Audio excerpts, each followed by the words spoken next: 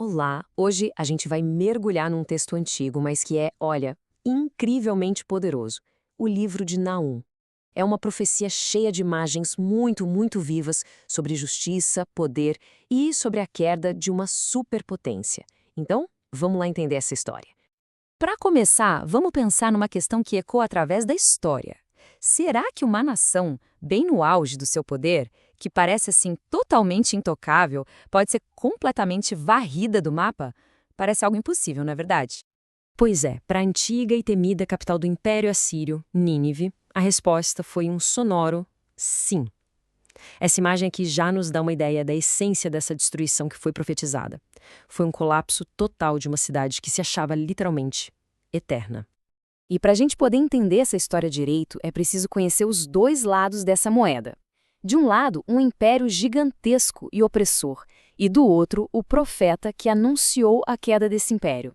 Então, o cenário era basicamente este. O Império Assírio era a grande força dominante daquele tempo, super conhecido por ser brutal e implacável.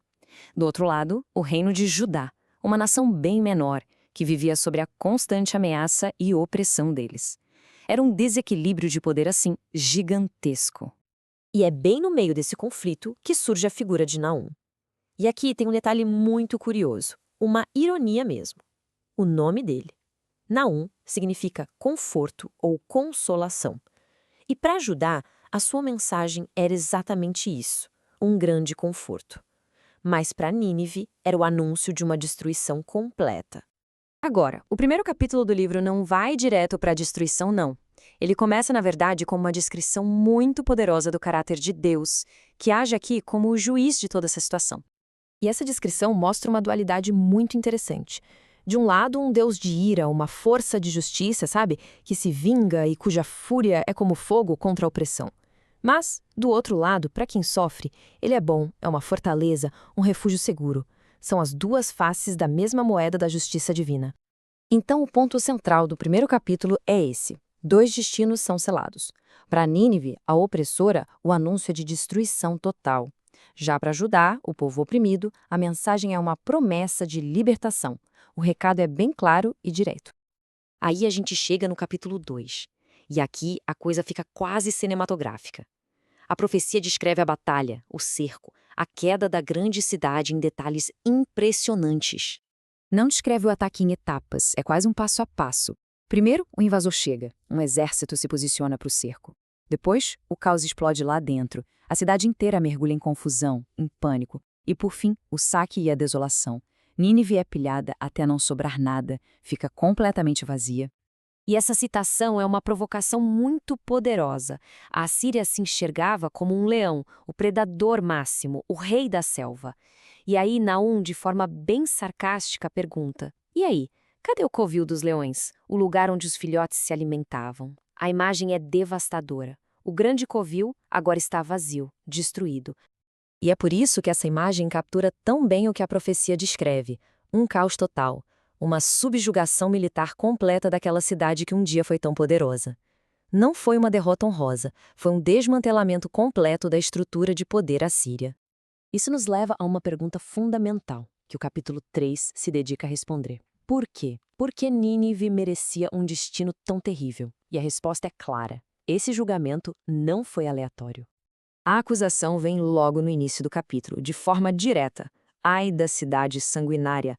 O texto não mede palavras. A acusação é que Nínive era uma cidade construída sobre violência, mentiras, roubo e que nunca largava suas vítimas. E a ficha de acusações é longa, mostrando que o julgamento tinha uma base muito sólida. Era uma cidade marcada pelo derramamento de sangue, cheia de engano e mentiras, que vivia do roubo constante.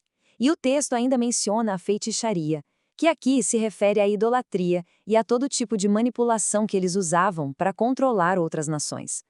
E para que ninguém pensasse que Nínive era poderosa demais para cair, Naum usa um exemplo histórico daquela época, a queda da cidade egípcia de Tebas, que também era uma potência. A mensagem era muito clara: se aconteceu com eles, pode muito bem acontecer com Nínive. Nenhuma nação é invencível.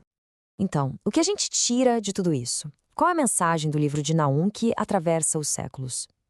Vamos dar uma resumida nos pontos principais. Essa tabela aqui dá um resumo perfeito da profecia inteira. Olha só como a estrutura é lógica. O capítulo 1 foca no caráter de Deus. O resultado para Nínive? Destruição iminente. A mensagem para Judá? Deus é um refúgio e vai trazer liberdade. Já o capítulo 2 descreve a batalha, o cerco. Para Nínive é o saque completo, o caos. Para Judá é a certeza de que o opressor vai cair. E por fim, o capítulo 3 detalha os pecados e o fim de Nínive, que passa vergonha diante das nações, o que significa para Judá o fim da tirania assíria. E para fechar, aqui estão as 3 grandes conclusões que a gente pode tirar, lições que valem até hoje. Primeiro, soberania divina. A mensagem é que Deus governa sobre todas as nações, inclusive as superpotências. Ninguém está acima dele. Segundo, justiça divina. A crueldade e a opressão, uma hora ou outra, vão enfrentar o julgamento. E terceiro, conforto para os oprimidos. Para quem sofre, existe sempre a esperança de libertação e de paz. E a gente termina com uma pergunta para reflexão. A história de Naum e Nínive não é só sobre o passado. Ela nos convida a olhar para o nosso próprio mundo e pensar: quais seriam as Nínives modernas? Que sistemas de arrogância e opressão hoje em dia parecem invencíveis? A mensagem de Naum sugere que o julgamento para essas coisas, de uma forma ou outra, é inevitável.